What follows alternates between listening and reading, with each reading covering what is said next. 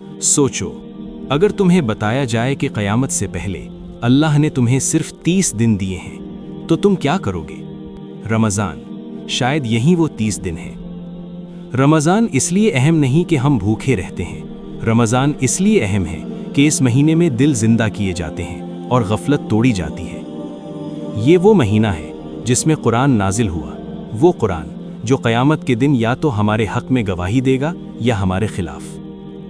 अल्लाह ने हमें साल के 12 महीनों में से सिर्फ 30 दिन चुने। क्यों?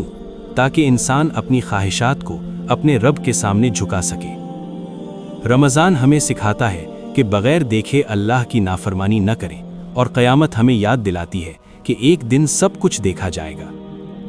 रमज़ान सज़ा नहीं, ये मौका है वापसी का, माफ़ी का और नई शुरुआत का। हम नहीं जानते कि अगला रमज़ान मिलेगा या नहीं, लेकिन ये रमज़ान हमें अल्लाह के करीब ज़रूर ले जा सकता है।